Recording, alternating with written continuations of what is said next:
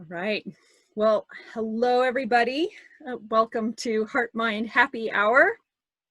I am human potential and neuromeditation community coach, Holly Copeland. I'm also co-founder of the HeartMind Alchemy Lab community, a beautiful community of people sharing their journey to increased happiness, health, and well-being for themselves and others through meditation, breath work, often with the aid of biofeedback and wearable devices.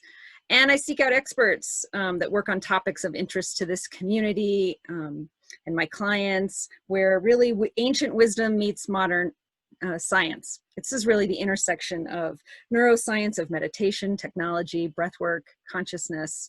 And I am very excited today to have author of 3 books, including the most recent Bliss Brain, a scientist, meditation, and emotional freedom technique teacher, Dawson Church, on our show today. Welcome, Dawson. Holly, if our conversation on the show is half as much fun as our conversation before the show, it's going to be a fabulous hour for people. Thank you so much. I just can't thank you. I can't say how excited enough I am to talk to you. I have so enjoyed reading your book, Bliss Brain. It's like candy for me, hitting all the high points of the last 2 years in my own personal journey, exploring the incredible power that meditation, breath work, tapping, all these techniques have that to really change our own experience of life and change them, that we ourselves have the ability and the power to change, to take back our minds, to be the happy, peaceful people that I think is our birthright, that we can be. But sometimes that feels very far away and hard to see in the stress and all the challenges that life brings. So I really enjoyed reading your book. Thank you so much for putting that incredible piece of science, and it's so easy to read, so understandable, and for all the work that you do.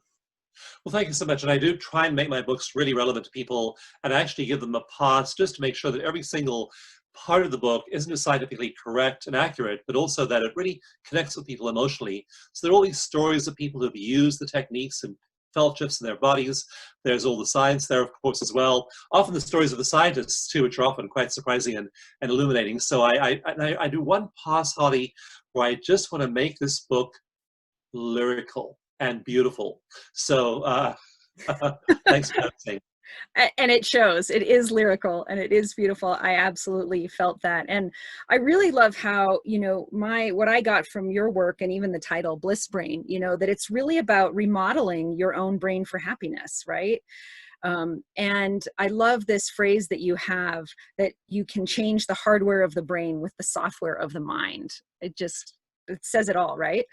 It's unbelievable. I mean, just just taking a deep breath and just letting that sink in, that you're literally changing the hardware, the neural wiring, the actual configuration of the anatomy of your brain using your consciousness and thought. I mean, it's an astonishing idea. You think back, 50 years, 100 years ago, we used to think that evolution proceeded so slowly, you couldn't possibly see evolution in real time.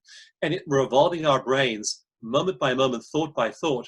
I mean, this is just a stunning breakthrough in our understanding of what it means to be human. Absolutely. I couldn't agree with you more. And it really gets to that sort of fundamental thing that I really hope we can get into later, which is where you place your attention really matters. This isn't a throwaway, like, oh, I just let my attention wander all over and it doesn't matter. Like, no, actually, we are creating our own experience. Consciousness is creating on this beautiful symphony that is going on through our attention, through what we think, through how we feel. And it's not that we're at the behest of this wild thing that we have no control over. Actually, quite the opposite. I feel like your book really demonstrates that. Yeah, in my earlier book, Mind to Matter, talked about not just how we create molecules in our bodies, we create new neural pathways by our thought. It showed how we literally affect the world around us, outside of our bodies, by consciousness. And there are 4 fundamental forces in physics, and I won't go there now because it's a little off topic, but there are 4 fundamental forces in physics, and there's evidence, solid evidence, that human attention actually affects all 4 of them, and in certain mental states affects all 4 of those fundamental forces of physics dramatically. I mean, 10, 15, 20% in some cases. And it's all done by our consciousness. So we are literally creating the world around ourselves as well as the world within our own bodies and brains. Oh, totally. And that's really, we won't get into this deeply, but right, that's what David Bohm was saying about physics and, Yes. you know, the double slit experiment and everything, like how what we observe affects the thing that we are observing as well as ourselves. So yeah, right. Physics is pointing this out to us in new ways all the time. That absolutely. And then I also feel like what you wrote, I read the recent piece that you wrote in Energy Psychology about, so it's not just about us, of course, it's about our interactions with others. And you had this beautiful sentence that we increase our, one person's happiness can increase another person's by 37%.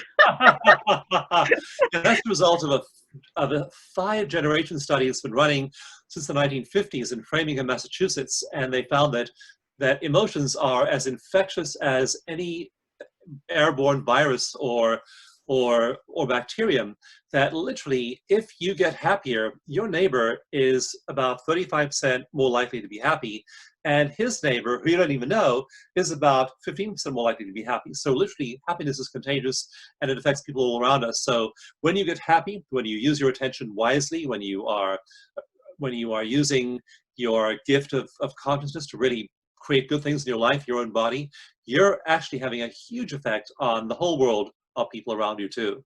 I know, right? I mean, it's, we think of COVID and we like get fearful, and then we can think about this and it's quite, we can have quite the opposite effect. We can so positively influence the world in every single interaction that we have. Well, yeah, I feel like I could go in 10 different directions with you. So I just so admire so much of the work that you do. But I would love to sort of start by grounding us in some of the science that you explored in your book about brainwaves and brainwave science as they relate to meditation, and kind of walk people through some of the, you know, the different brainwaves, alpha, theta, you know, and actually gamma and increased consciousness, and then how we change our brains through meditation. I just think you had some wonderful examples there about that. Yeah, and I'll answer in a kind of a roundabout way, which was that when I was a kid, I had a lot of adverse things happen when I was 5, 10 years old, and so by the time I was 11, 12, I was really depressed, anxious, and I now realize I had PTSD. And when I was 12, I began to look at the teachings of some of the masters, and eventually went and lived in a spiritual community when I was 15 years old. So 15, I was learning energy medicine, energy psychology. I was learning spiritual healing. I was learning the perennial philosophy, but still a dreadfully unhappy human being. Mm. And I remember hearing the stories of people like Ramana Maharshi and Ramakrishna, and there are photographs of these late 18th century, late 19th century, late 20th centuries Indian saints. And they look, you can just tell they're in bliss when you look at their faces. Or pictures of St. Francis just completely blissed out, or St. Teresa of Avila, or reading the poetry of Rumi and Hafiz, and they're talking about these absolutely magical, enchanted states. And there I was, 15 years old, meditating in a spiritual community, and I couldn't relate at all. I just couldn't imagine even being moderately happy, let alone being in this kind of ecstasy that these saints were in. And so the big shift that's happened over the last 25 years in neuroscience is that with the development of high-resolution MRIs, and the analogy I use is your cell phone. So if you go and look at the cell phone you were using 15 years ago, very, very low resolution, pixelated. Then it became more and more high definition. Then you had a retina display, and now you have really super clear displays. And MRIs, which use things called voxels rather than pixels, they're like little bits of information. Those have become higher and higher and higher resolution. And so we now have been using these high resolution MRIs and EEGs to study the brains of people who have done a serious amount of work on themselves, like Tibetan monks who've spent 10,000 hours in meditation, or Franciscan nuns who've spent 25,000 hours contemplating Mother Mary or Jesus or some object of devotion. And what we find now with these new MRI EEG studies is that we can now take somebody like a Ramakrishna, like a Saint Teresa, and we can put them in an MRI machine and see what's going on in their brains. And what we find is that their brains do not work the same way the average person's brain works. The average person's brain is very distracted, very focused on the past and on the future, very rarely in the moment. One giant study done by 2 Harvard psychologists found that 47% of the time, people are engaged in negative thinking.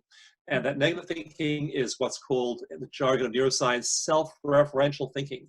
They are thinking about my life, my body, my money, my career, my relationships, my. And all of this is very much based in the past and what might have happened in your past and the future, what you'd like to see happen in the future. So people aren't in the present moment. And that's the average state of the average human being on Earth. And when we put these nuns and monks into MRIs, they are not functioning the same way. So that self-referential processing, that I call it, in Bliss Brain, I call it the me show, I, me, mine. That is run by a part of the brain called the default mode network, and it starts right in the front of your brain in the mid-prefrontal cortex. And so in the average person, the mid-prefrontal cortex is highly active as we construct the sense of self. It's called the default mode network because it's where the brain defaults to when it's not doing a task. And so we find this part of the brain is highly active in the average human being, and they're miserable. They're just miserable when they're stuck in the me show, when they're trapped in the me show. And what we find in the brains of these monks and nuns is the opposite. The default mode network quietens down, it gets really quiet, and parts of the brain like the insula light up. And the insula is a part of the brain just below the neocortex that is to do with pro-social activity. And there are neurons there, a type of neuron there found only in highly social species like dolphins and apes and chimps and whales.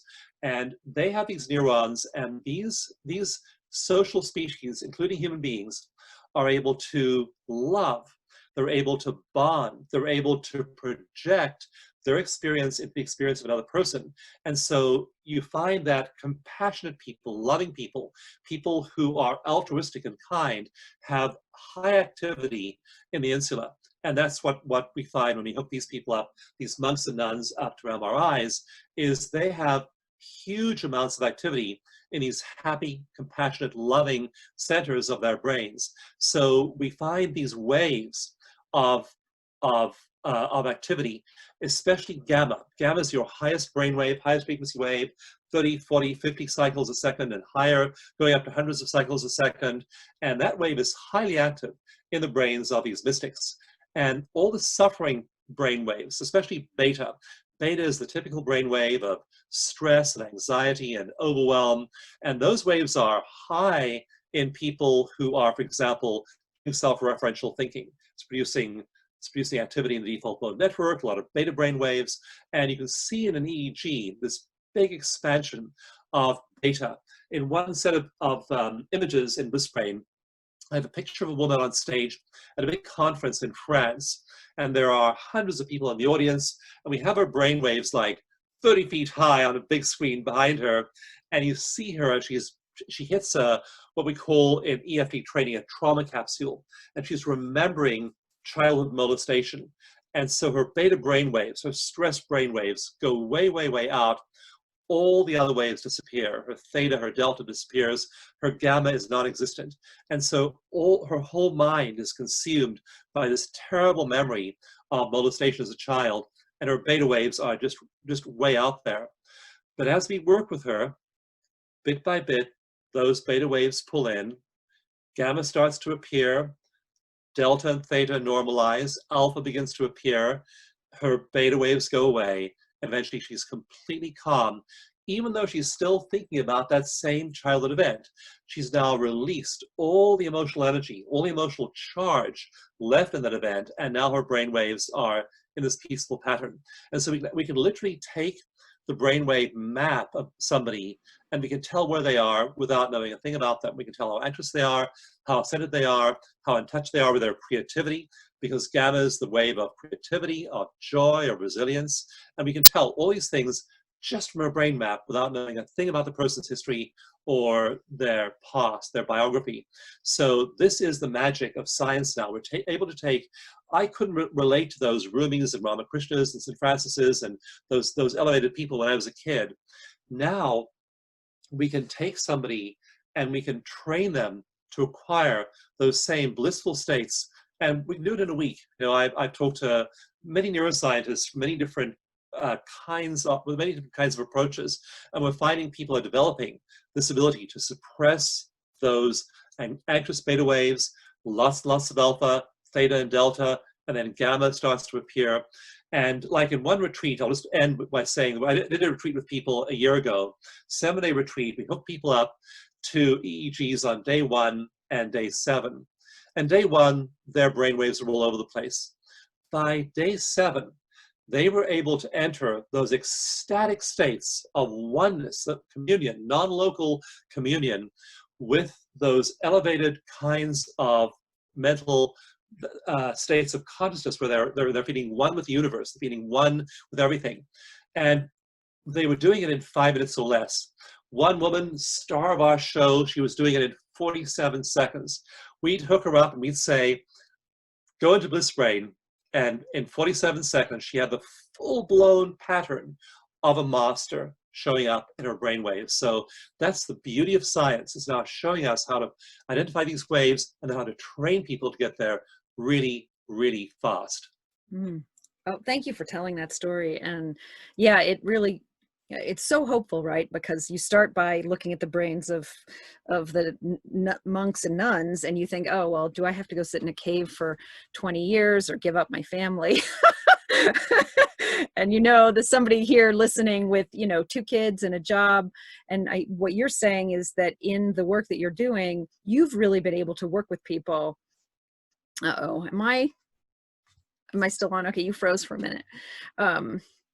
In the work that you're doing with people in these workshops and that you're teaching, and we'll do some of this a little bit later, so hang in, folks who are watching, to teach some of your EcoMeditation techniques, that these methods are really accessible in a fairly short time for ordinary average people living in the real world, right? And then when you get there one time, the beauty of these approaches is, biochemically and neurologically what it feels like. And a famous psychologist called Eugene Gendlin in the 1970s coined this wonderful word, a felt sense.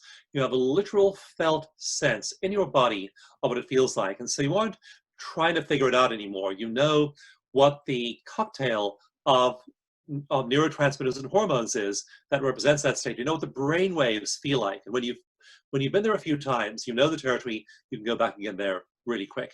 Oh, I totally agree with you. And actually, for me, that was the power of using the Muse headband and the devices and the way that a lot of people are using them in the community that we're in. Because just like you're saying, I could do a meditation and document what my felt sense is, and then look at the brain waves on the app and correlate the felt sense with the experience I had so that I could replicate it. And that was exactly what you're saying. It's learning, it's neurofeedback, that you are able to teach yourself how to get into these states. You are. And I was on a science panel with one of the executives of Muse about 2 years ago, and we were talking about Muse and the other wearables, and we were saying they're great to get you there. And once you know how to get there, you don't need them anymore. So they're training wheels to show you how to get to those states. Once you know how to get to those states, you know the felt sense, and you can go there without the prompts that the wearables give you.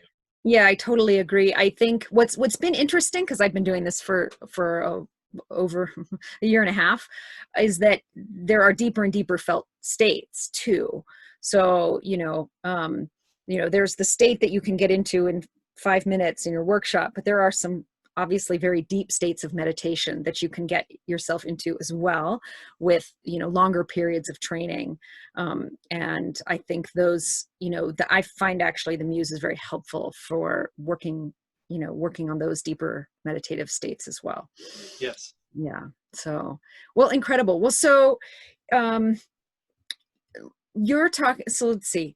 So you talk in your book about the Enlightenment Circuit. Would you talk a little bit about that? Because I'd love to explore with you a little bit more about awakened consciousness and awakened mind, and Maxwell Cade, Nana Wise, and others. And just sort of explain to folks what that is, because I thought that was really fascinating in your book. Yeah, and I came to a stunning realization writing Bliss Brain, and that is that it's not spirituality, it's not psychology, it's biology that's crucial. And so we've had spirituality now for tens of thousands of years trying to help us feel less unhappy. We've had meditation, we've had contemplation, we've had working with masters. We had all these ways in spirituality of trying to make us less unhappy, less focused on the me show, more in touch with the universe beyond our own skin. And then we've had psychology for the last roughly century and a half, trying to do the same thing, trying to liberate us from the brain's negativity bias, the tendency of our brain to focus on what's not going well, which has served us really, really fabulously for 4 billion years of evolution. I mean, our ancestors needed to be constantly scanning the horizon and noticing, there's the tiger. And if you missed the tiger, you died. So the brain evolved to be taking in, just our eyes alone are sending 9 million bits of information per second through our optic nerve to our occipital cortex in the back of our brain. We are taking in all this information and we're hunting for the negative. That worked great to get us to where we were a few hundred years ago. But now that we don't have tigers and lions and poisonous snakes and all those things anymore, our brains are still hunting for the bad stuff, and that's the activity of the default mode network, making us really unhappy. So you have to learn to counteract that. You have to learn to pull against that, and you have to learn to redirect your attention to a different space. And when you start to do that, then you discover that you're using neural circuits very differently. And then you start to build those neural circuits up. In Bliss Brain, I have one image that is just, when you really let this sink in, is powerful. And it shows 2 neurons. It's from a scanning electron microscope, and they have their axons and dendrites, sort of on opposite ends of the screen. And you watch them just very slowly moving together like this over the course of several frames. And eventually they touch, and then they interlock, and then they're almost like shaking hands and grasping hands together like this. And then you look at the bottom of the screen at the time signature, and it took 12 seconds. It took 12 seconds, only 12 seconds, to wire those neurons together. And so we've been trying through spirituality for tens of thousands of years. We've been trying through psychology for maybe 200 years. And now we're learning that the critical thing is simply neurobiology. You get enough of those circuits wiring together, spend enough of those 12-second, 20-second, 20-minute periods firing and then wiring those parts of the brain. And now it isn't a state, it's become a trait. It's become an actual circuit in your brain. And there's this amazing story of this one novice called Graham Phillips. And he was a TV producer, and so he had his whole TV crew follow him into a lab before he began an 8-week mindfulness meditation program. And the lab did a comprehensive workup on Graham Phillips's body, mind, all kinds of physical markers, but they did high-resolution MRIs of his brain. And he then began his 8-week journey, mindfulness meditation. After 2 weeks, he noticed the changes in his mood, his stress levels, and then in 8 weeks went back into the lab and did another highly comprehensive workup, including measuring every single part of his brain with a high-resolution MRI. And they found that certain parts of the brain had grown by 3% or 4% in only 8 weeks. Now, that's serious growth of those parts of the brain. But one part of the brain, a little sliver of tissue in the middle of the brain, grew by 22.8% in those 8 weeks. 22.8% growth in just 2 months of this little sliver of tissue called the dentate gyrus, which is responsible for managing the coordination of emotional regulation across the brain. And so this is the part of the brain, it's tiny, but it stops you getting angry, stops you reacting, stops you becoming resentful.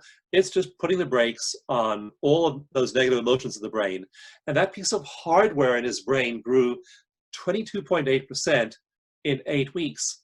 So you are now remodeling your brain that rapidly. In only 8 weeks, you're producing substantial remodeling of these parts of your brain. So now we aren't relying on a long spiritual tradition. We aren't relying on years of weekly psychotherapy.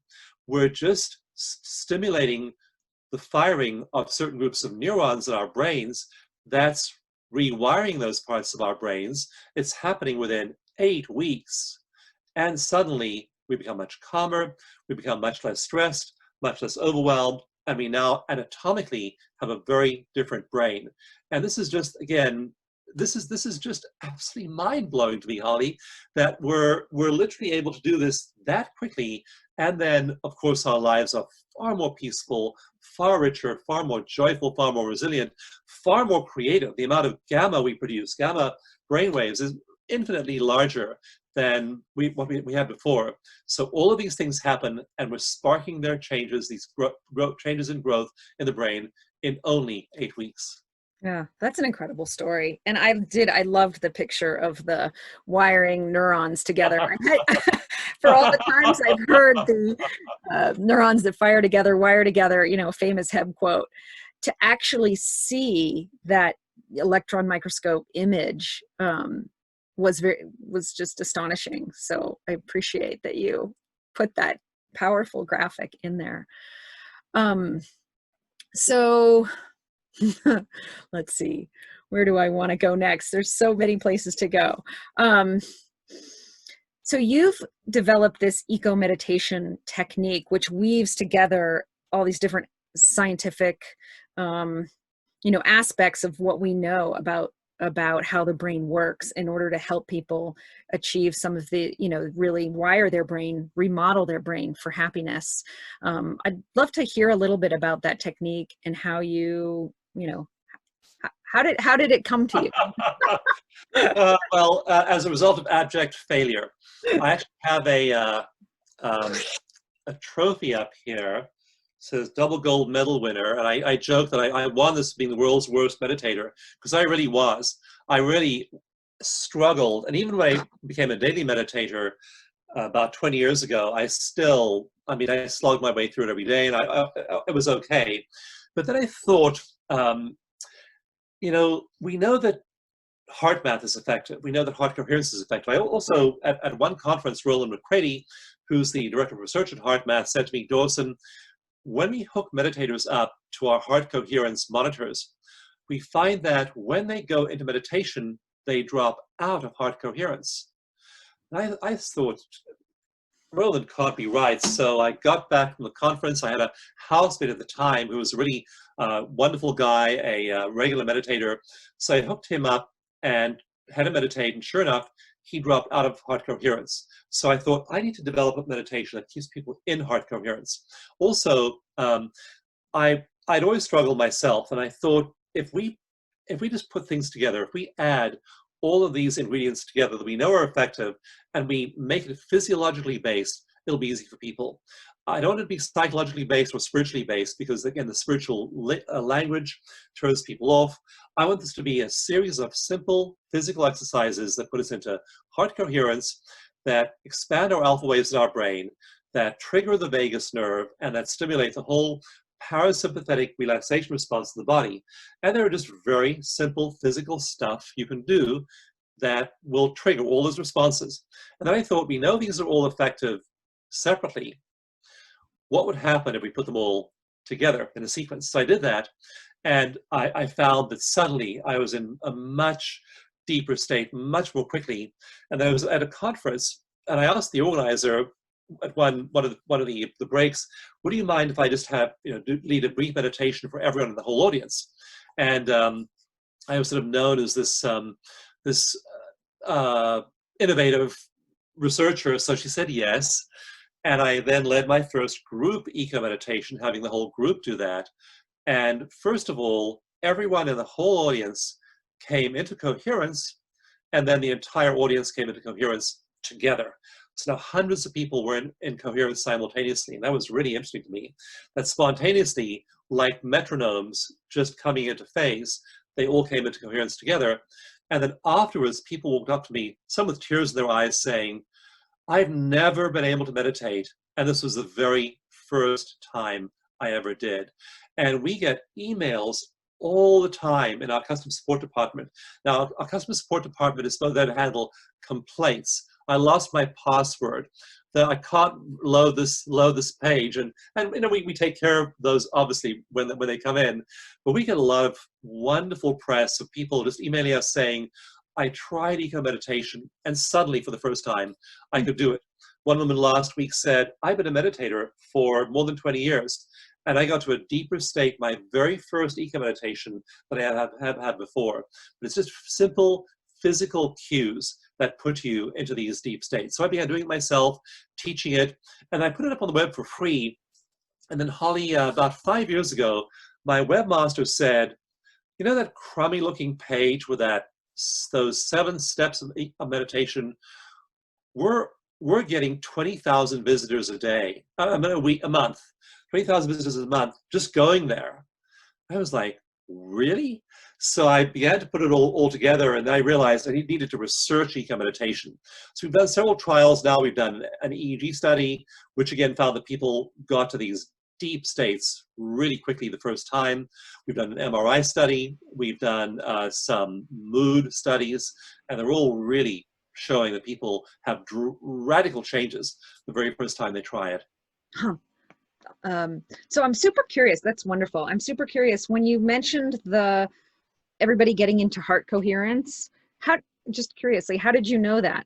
Did you have monitors on people, or were you somehow measuring coherence in the room?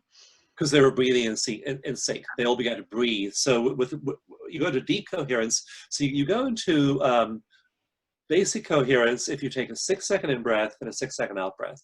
That alone will put you in heart coherence. Nothing else is required to put you in heart coherence other than a 6-second in breath, a 6-second out breath. Then if you do this compassion routine and feel your breath coming through your heart, and then send compassion to others, that puts you into deep heart coherence. So I just tell by the rising and falling of their shoulders and chests, they were all in coherence. Okay, great. So that's the basic inner balance method of breathing through your heart, and 6 seconds in, 6 seconds out. Okay. And I know before we go into a demonstration, because I do want to get there, but I know you've done a lot of work with trauma, people that have experienced trauma in particular, and had, you know, some really remarkable feedback on your approaches. And as a coach, I encounter that so frequently now, that people who have a history of trauma. And so can you speak a little bit about some of the trauma background, and how this, you know, what you found in terms of working with people in trauma specifically, and maybe even a little bit on how trauma affects the brain?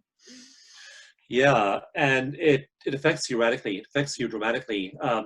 Just one study, for example, published quite recently, showed a correlation between negative thinking and the buildup of beta amyloid plaques in the brain.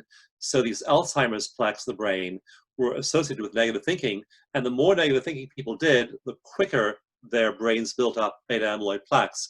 So there's lots of research showing that link there.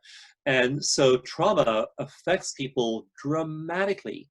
In one 30-year study of longevity, they found that optimists live 10 years longer than pessimists. I mean, that's a huge gap over there. People with PTSD have more cancer, more diabetes, more cardiac events. All of these things happen as a result of trauma. The famous adverse childhood experiences study showed that time does not heal all wounds, as Shakespeare said, that if you don't heal childhood trauma, that those people who are traumatized in their 50s, 50 years after the events, they had higher levels of the 10 biggest diseases, the 10 biggest killers of adults. So trauma healing is essential. And I began to read about trauma, research trauma around 2003, 2004.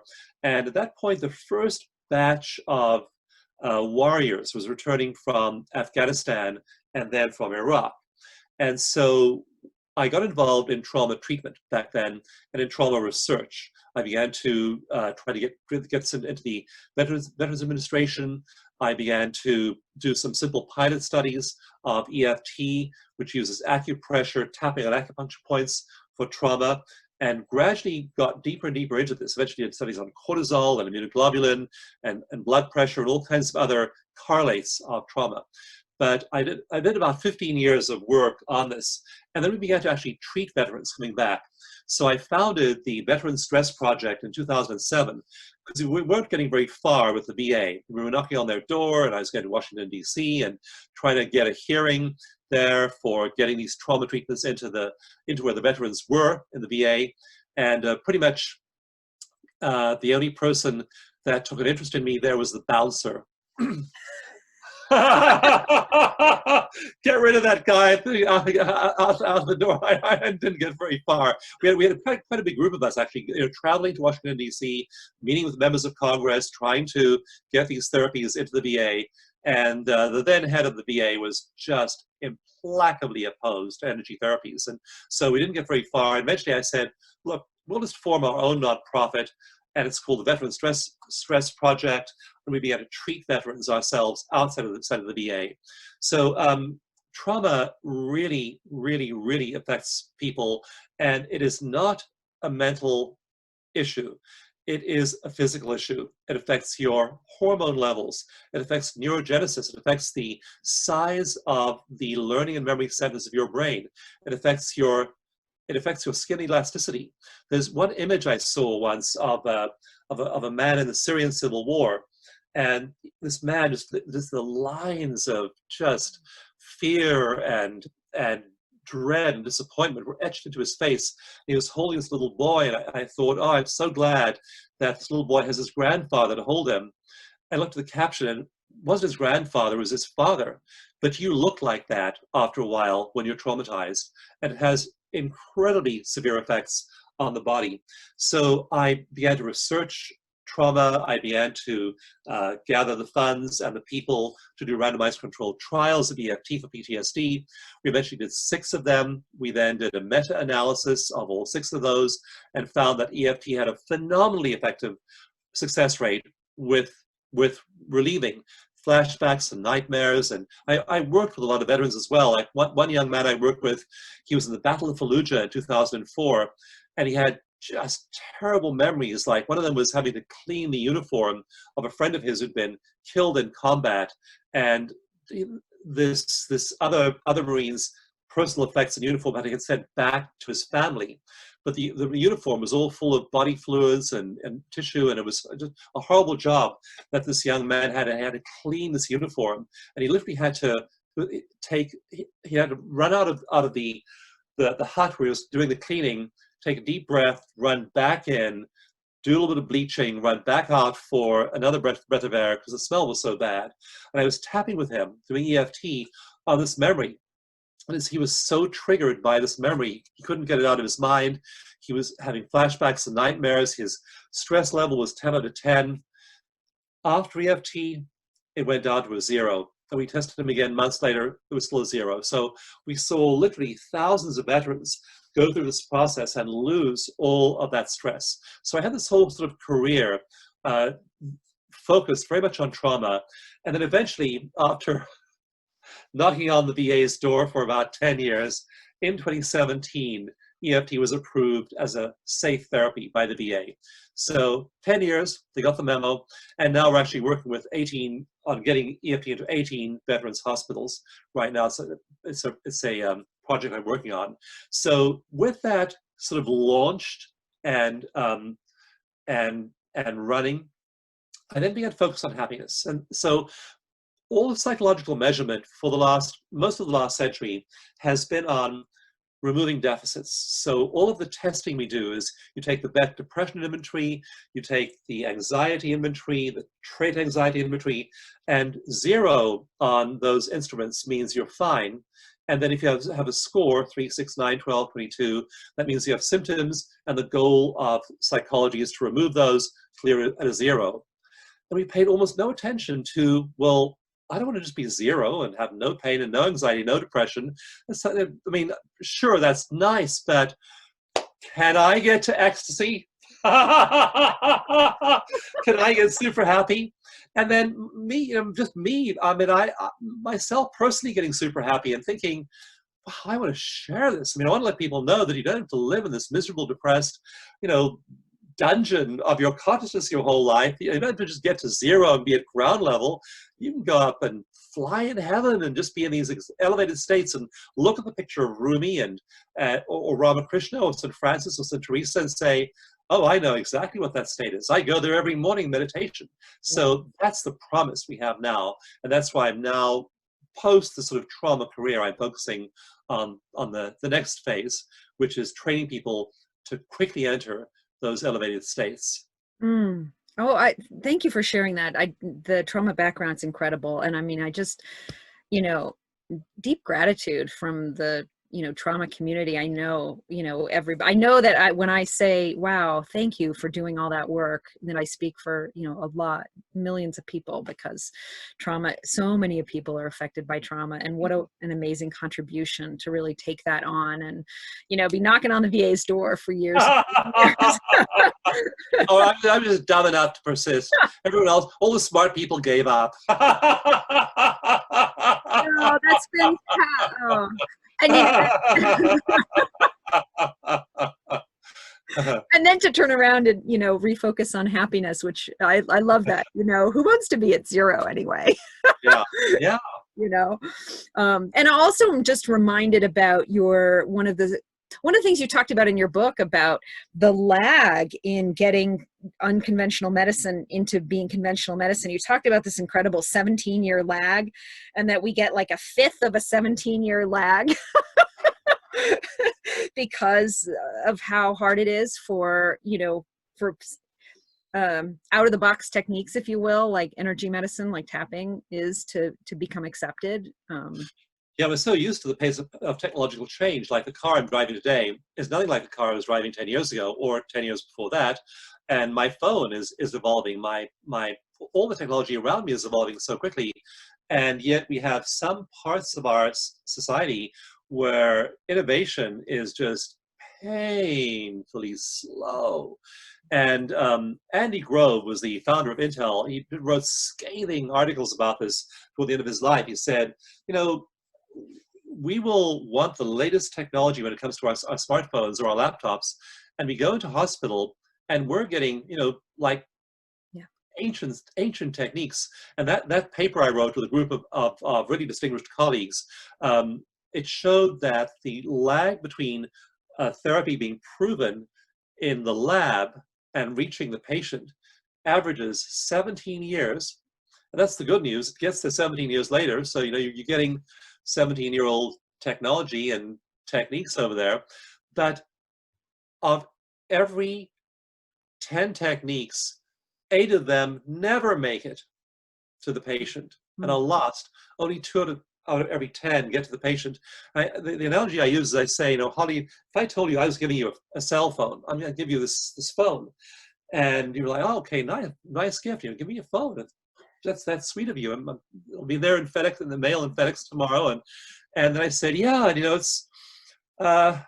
it's the 2003 model, 17 years old, and 80% of its functions have been disabled. It only works 20%, and yet, Holly, we Westerners somehow think that's okay when it comes to our bodies and health, which absolutely baffles me. I mean, why we don't demand better medicine is just incredible, because better medicine is there. I have friends who get sick and they phone me and they email Mehmet Oz and they have the text number for all of these advanced scientists, so they can get really good information. And then you watch the average person goes into a hospital and gets 20% of 17-year-old technology.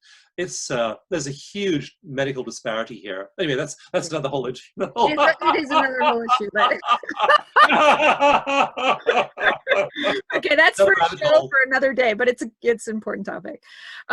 So just before you lead us in, because people may not know really what tapping is, or a little bit about energy medicine and the science behind it. So it's based on like the same ideas of acupuncture and acupressure. So Yeah, energy centers in the body. But can you just talk a little bit about the science behind that and how it yeah, works? and there are energy flows in the body, Mhm. and they're represented in ancient manuscripts as lines on the body with points on them, and those are the acupuncture points. And the amazing thing is that I'm just looking out the corner of my office over here because I won't show you now, but I have a little, I have various devices I can use to measure them. And now we can just run these little wands over the body. They measure the resistance on the skin, and they'll find those points on your skin. And we find them in exactly the same points as are depicted on those 2,000-year-old scrolls. So they've been known about for a long, long time. The real energy flows in the body, and when it's blocked in some way and isn't flowing, then the theory of acupuncture is that disease results. So you want your energy to be flow, and then the whole development of the idea with Mikhail Csikszentmihalyi about being in a flow state, and your energy is flowing, and your life is just magical when you're in that flow state. So you want to be in that flow, and when it's blocked, things don't work out as well. You feel that resistance, and things are harder for you. So EFT uses tapping rather than needles. So conventional acupuncture, you stick a needle in. EFT, you tap. In shiatsu, for example, you put pressure on there. Qigong uses usually tapping like this. A lot of different schools of tapping. But EFT just boils tapping down to a little routine that takes about 1 minute to do. And so when I worked with that young man who had been in the Battle of Fallujah and had to clean the tissue and blood off his friend's uniform in that medic's hut, I tapped with him. He told the story again. Now, if you tell that story, if he told the story again without tapping, there's this phenomenon that would happen called re-traumatization. He'd be lighting up those neural circuits in his brain without having any kind of relief and making them bigger. That's the dark side of neuroplasticity. That's why the memory and memory learning centers of people with PTSD shrink over time, because of that phenomenon of negative neuroplasticity. So what you do when you tap is you tell the story again, but now you're just tapping the whole way through and discharging all of the huge waves of emotion that were present and attached to the memory. Then he could talk about the memory later on without any emotion. So he remembers the memory without the emotion. And that's called memory reconsolidation with emotional extinction. So you reconsolidate the memory back in your neural network, except you've extinguished the emotion, the emotional tags that were attached to it. And so when we look at, for example, people in MRIs who are thinking about a trauma, their emotional brain is highly active. The limbic system, the hippocampus, the hypothalamus, and amygdala, very, very active when they're remembering a traumatic memory. After they tap, they remember the memory, and their brain is no longer lit up. That part of the brain is quiet because they have the memory and the recollection. They no longer have the emotional tagging attached to it. So EFT simply has you tell your story, explain the bad things that happened to you, either past or present, but you tap while you're doing it, and that tends to reconfigure the energy body. You then discharge the emotion, and you feel fine despite the insults and disappointments of your past. Okay. Oh, amazing. Well, um, what an incredible, I mean, what an incredible contribution. And you've done you've done a lot of clinical trials actually to prove this out. This isn't just you speaking with some anecdotal evidence. You've actually done some pretty strong clinical trials with this as well, correct? We have over 100 clinical trials for anxiety, for depression, for phobias, for some autoimmune diseases like fibromyalgia and psoriasis. A lot of studies for pain, about 20 pain studies at last count. And pain, physical pain, goes down by an average of 2/3 after people tap for a little while on their pain. So it's really effective for physical things. One of the cool things is we're now doing epigenetic studies. So we've done studies of people who are traumatized and looking at their gene expression, and it's literally turning genes on in their cells when they're tapping. So as they release all that trauma, all kinds of genes change their expression. Wow, that's incredible. So over 100 studies that shows that this actually has meaningful positive benefits for all kinds of issues that people are dealing with. Yeah. Well, it makes a lot of sense then that you would incorporate that into a meditation routine. So you said you'd be willing, is it just doing a time check? Are you still okay to lead a 12-minute guided eco-meditation for listeners? I'd love to. Okay, fantastic. It's all yours. And then just before we begin the meditation, the first part will be with your eyes open so you can see me tapping and follow along. Then we'll close our eyes and get into a deeper state. And so just make sure you're comfortable. If you're driving, you may want to pull over. Yes. Anybody that's driving, if you're standing at your kitchen counter chopping vegetables, you might want to. Yeah, right. If you're operating a crane or a forklift, you may want to put it in neutral. If you're flying an airplane, you might want You're flying an airplane, right, yeah. Put it on autopilot. Okay. Now that we have the disclaimers out of the way, glad. So Great. start by tapping on this point over here on the side of our hand. Does it matter which hand? No, either hand is fine. Just imagine all the stress leaving your body.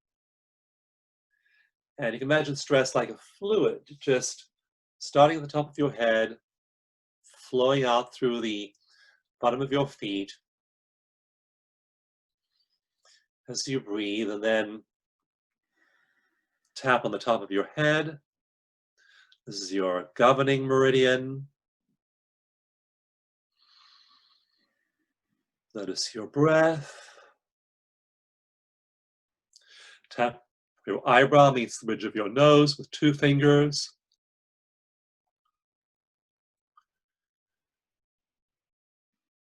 Again, feeling all the stress and tension leaving your body. Tap on the side of your eye. It's your gallbladder meridian.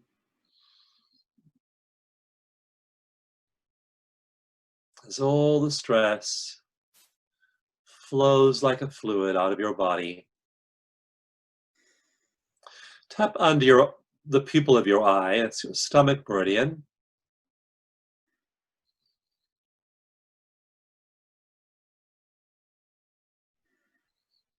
As the last of the stress leaves your body. Tap under your nose.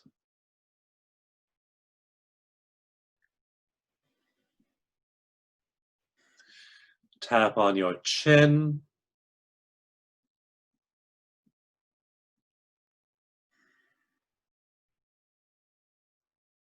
Tap where your collarbone meets your breastbone.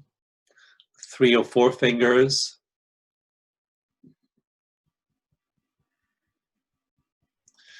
Then tap under your arm about 4 inches below your armpit, 10 centimeters down. Then one last time on the side of your hand.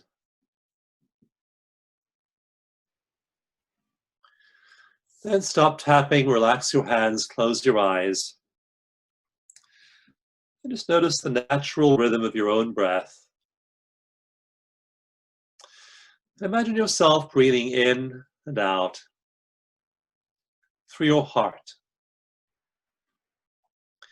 through the physical area of your heart.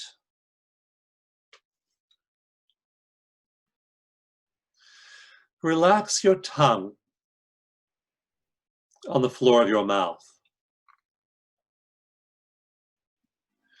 And picture a big, empty space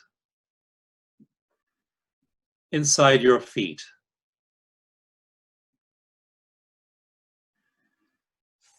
Picture a big, empty space inside your hands.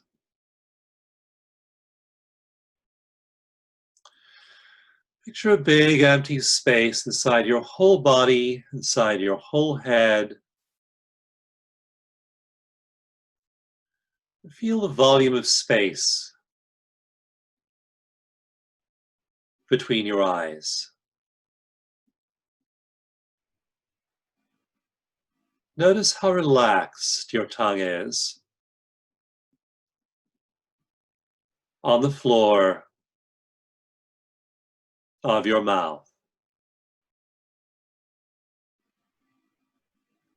As you breathe 6 seconds in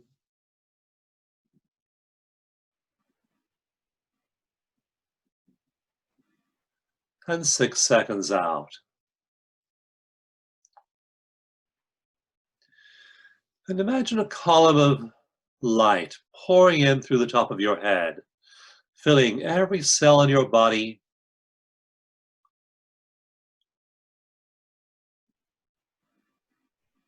every wave in your energy field, with vibrance of life.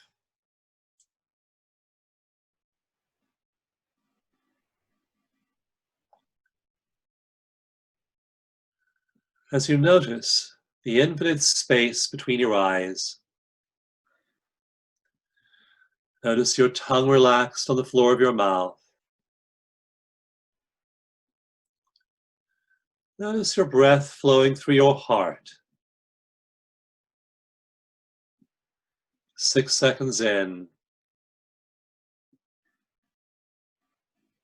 and 6 seconds out.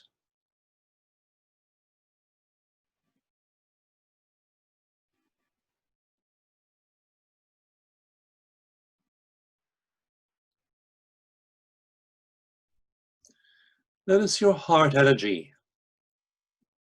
and the shape and color and texture of your heart energy center.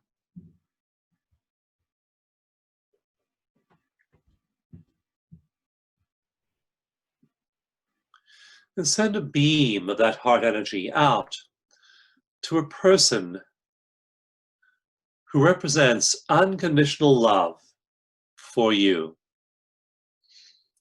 Could be a saint, could be an archetype, could be a mentor, could be a pet. This being loves you unconditionally. You connect with this other being now, heart to heart.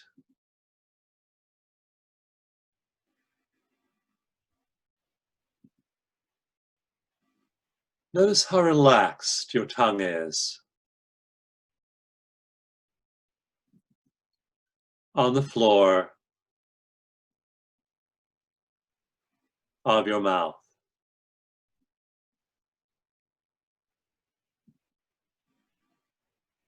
Notice the infinite space between your eyes. As you breathe in and out through your heart, 6 seconds in, 6 seconds out. Notice the color, shape, and texture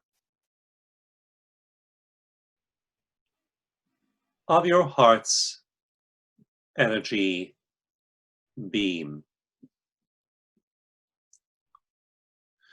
And now expand your heart's energy beam to radiate 360 degrees all the way around your heart like the rays of the sun.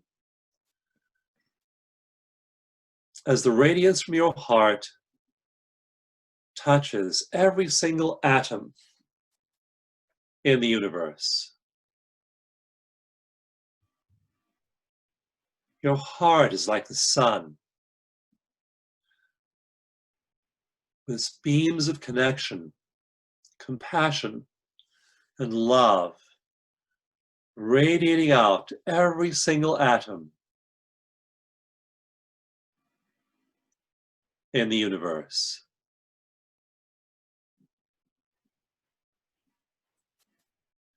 Tongue relaxed on the floor of your mouth.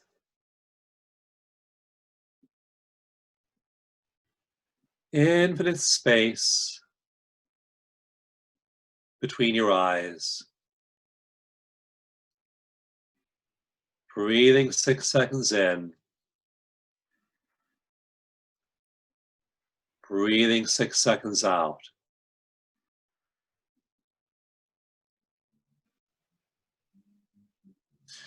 And now gently detach your energy beams from all the atoms in the universe. Draw them together in a tight single beam, focused only at that one being of unconditional love.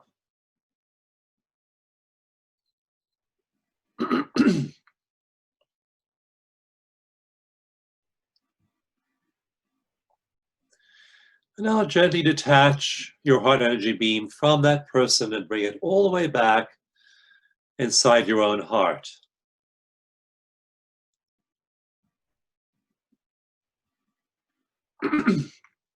Tongue relaxed on the floor of your mouth.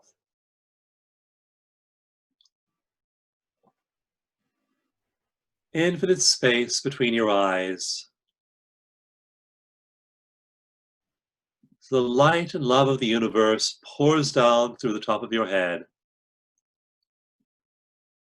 filling your body, filling your field.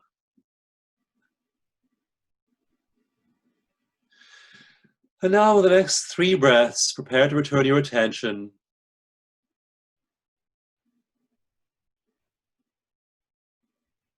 back to the here and now. Feel the volume of space inside your feet. Feel the volume of space inside your hands. Feel the volume of space inside your whole body. And with the next breath, open your eyes, look around you with soft eyes. Notice the largest green object in your environment.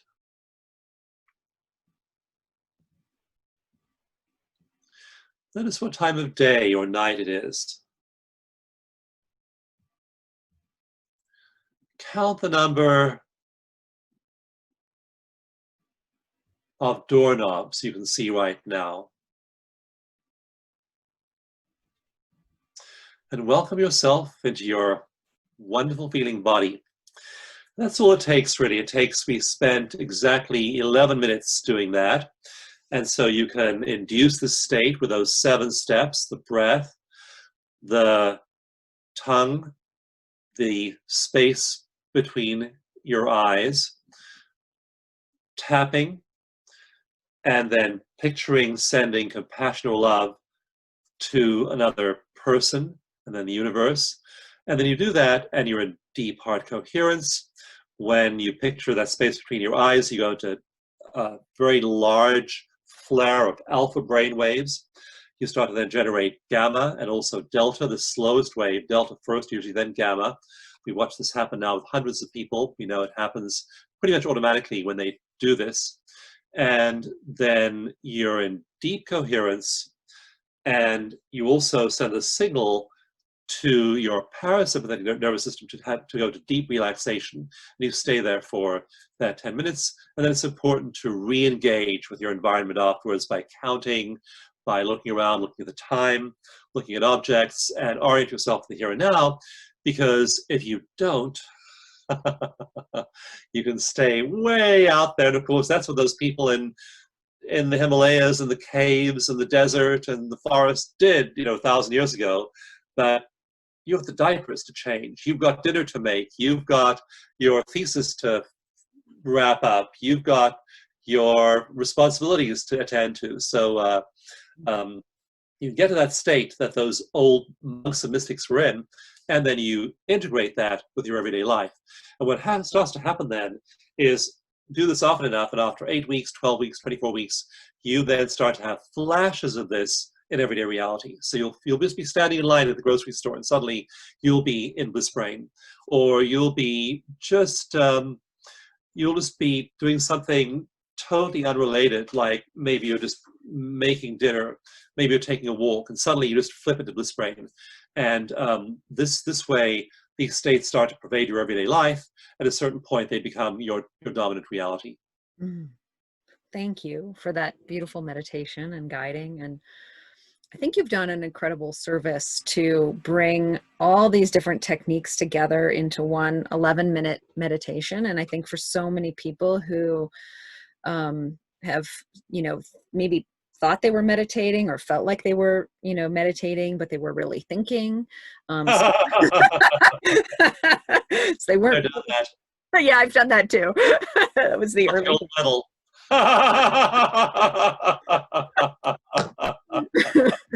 So combining like Les Fermi's work, which I recognized on Yes.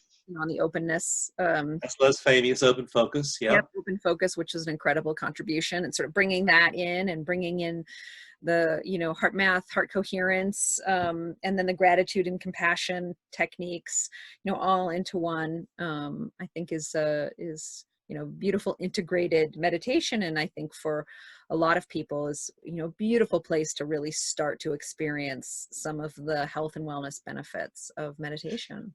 Yeah, then you stabilize that state after a while, and that's called positive state stability in my book, Bliss Brain. You stabilize that state, you can do it easily, and then you go on to do other things as well. So like Jack Canfield, for example, is now using his meditation called the Tree of Life he uses. So with his groups, he does EcoMeditation first, then he moves on to the Tree of Life. So you can go other places after you do this basic induction. It'll take you 5 or 10 minutes. You can then go and do other kinds of it. You can do a whole compassion routine. You can, if you like following thoughts, you can follow thoughts, you can follow the breath, but you need to get into that really deep state first, and then you can take it from there.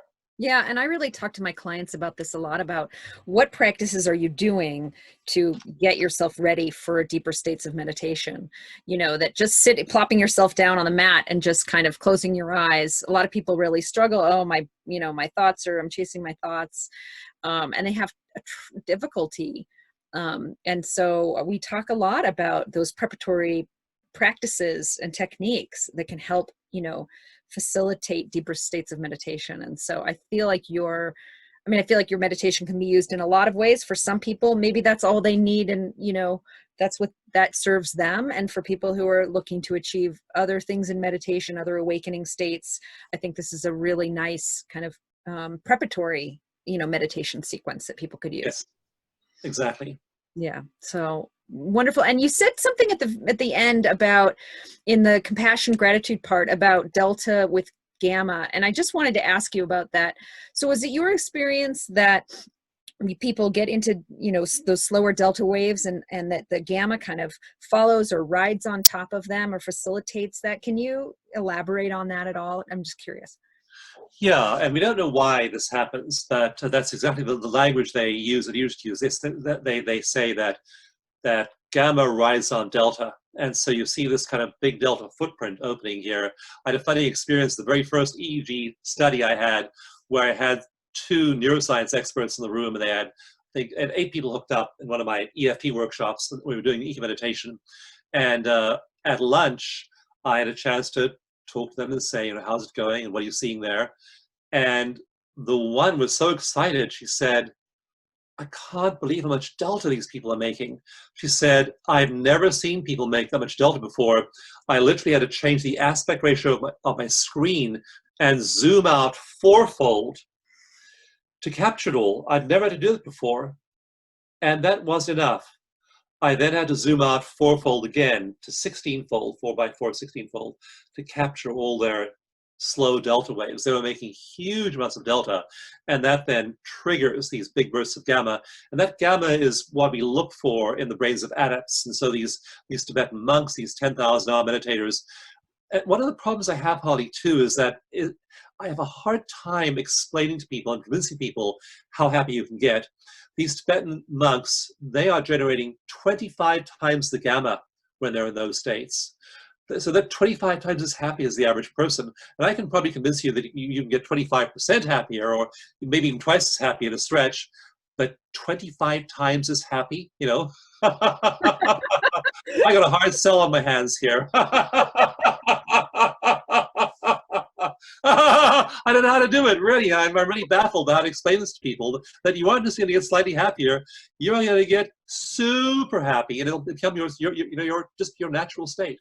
Yeah, right. Happiness independent of causes and conditions. It doesn't Yep. matter what is going on. I talk to people about this so much. I mean, this is the power of this inner path and really learning to change your brain, is that it is, sure. I mean, the world can feel like it's falling apart, with all the stresses and challenges, but it's really about remodeling, as you're showing. And, and even if you had difficult traumas, even, regardless of what's going on outside, that we actually have the capacity within ourselves to remodel our own brains through these practices. And it's not sitting in a cave for 10 years, but it's as simple as, I mean, some of these studies are showing 12 minutes a day for 8 weeks. I mean, you can fundamentally start to change your brain. And I think, I mean, my own experience is it just gets better and better and better. You just keep, adding the happiness, just keeps going up. Well, that was one of the scientific questions I asked in Bliss Brain. Bliss Brain is all about the science of all this, what science tells us. A lot of it's totally counterintuitive. It's not what you think. And so one question I had was, okay, is there an end point here where you your brain is just evolved to this point where it can't go any further? And so I found one study of meditators who'd done 19,000 hours, 19,000 hours of meditation. That's a lot of meditation. Compared to meditators at an average of 43,000 hours. Wow. It's a lot of meditation. 10,000 hours times 4 plus 3, a lot of meditation. And they found that there was substantial brain change between the 19,000 hour mark and the 43,000 hour mark. So does it keep getting better? Just come and ask me, and in 100 years I'll let you know. But so far, so good. So far, well, your work is just, from trauma and all the contributions you've done there, and EFT tapping, and then now to Mind to Matter and that book, and now Bliss Brain and your happiness project, if you will, it appears, your happiness journey. I mean, what a remarkable contribution you're making, and really changing people's lives in a very positive way. So thank you. I just go play each day. So basically, each day for me is just getting in the sandbox. I hear you. That's how I feel about my work now too. It's really it's a great joy, isn't it, to help show people how they can change their lives and change their brains. Yes. Yeah. So, well, thank you so much for your time. It's just been such a pleasure and a joy to talk to you. Dawson, if people want to learn more about your work, of course, I highly recommend the book, Bliss Brain. And then the other books that you've read, I'm going to say I haven't read them yet, but they're on my list now. And your work. So where's the best place to get in touch with you or get in touch with your work? Well, the best place to get in touch with me right now is dawsongift.com, because we just put up a tapping meditation there at the top of that page. And if you go there and register, you'll find like 3 or 4 things there. But the top thing there is an immunity meditation. And with the pandemic and with people needing high immunity, we discovered, in 2 studies we did, we found that EcoMeditation and EFT produce dramatic increases in these proteins called antibodies, immunoglobulin antibodies, in your mucous membranes. And so you have a very, very sharp rise in these. And these antibodies are what neutralize coronaviruses.